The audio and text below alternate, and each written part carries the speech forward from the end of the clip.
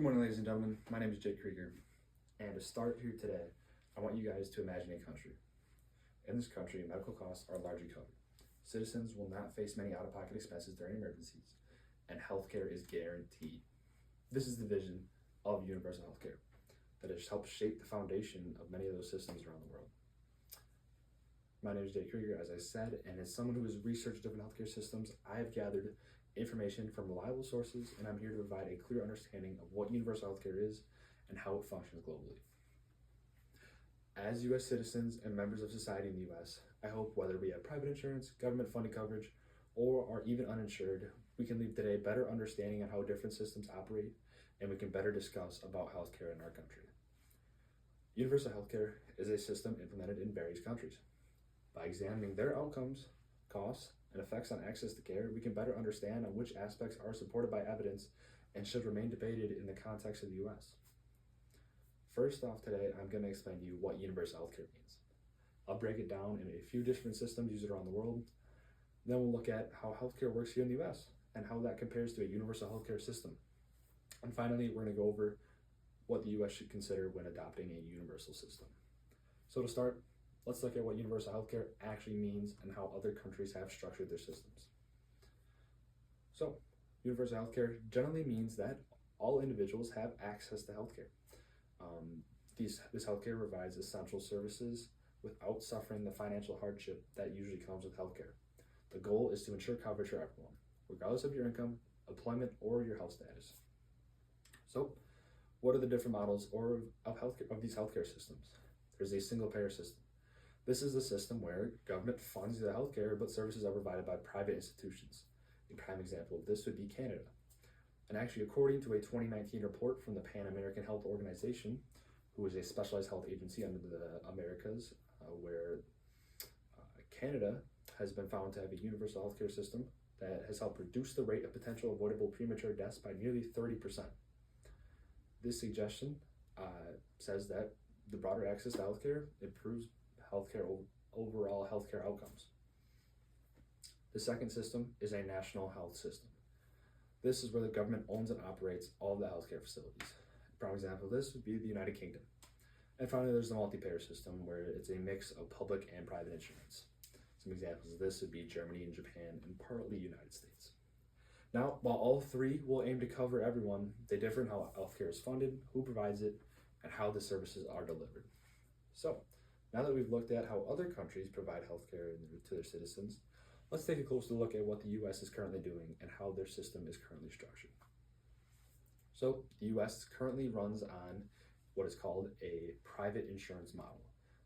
A private insurance model does not guarantee healthcare. Your healthcare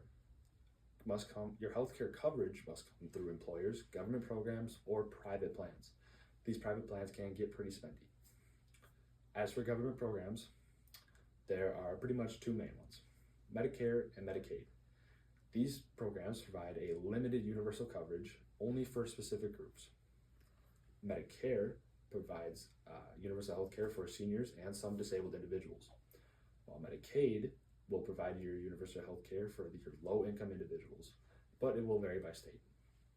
Now you may be questioning the effectiveness of these systems in the United States. In 2020, nationwide, a study published in the Journal of the American Medical Association, researchers found that states that have expanded Medicare saw a 6.1% reduction in overall death rates among low-income individuals. This shows how that expanding a universal health care in the United States could lead to better health outcomes. And one big difference is that the U.S. doesn't guarantee health care to everyone. Coverage really depends on your current situation and what you want. It's up to you guys to stay insured and protected. According to a U.S. Census Bureau in 2023, over 27 million Americans are taking the risk. They're remaining uninsured, meaning they don't have a consistent access to basic needs and healthcare.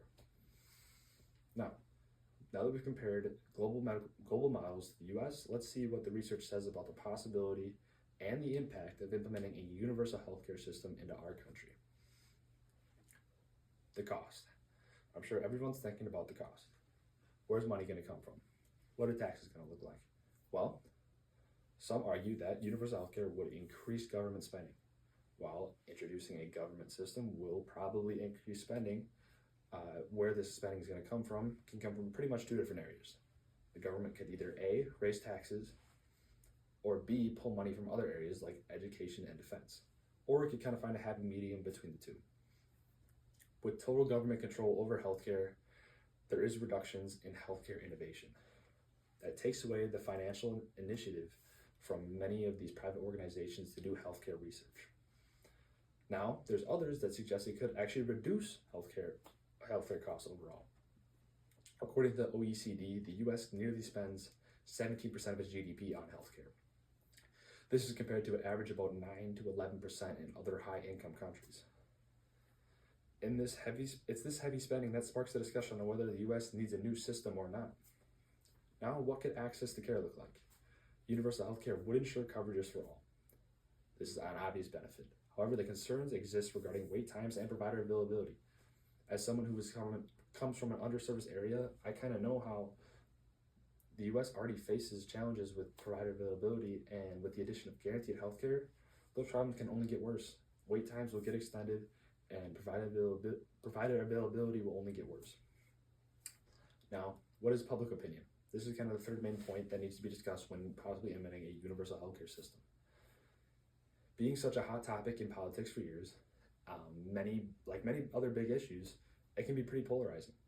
There's supporters that will emphasize healthcare as a human right, and then there's your critics that will raise concerns about the taxation and the government control and what spending could look like.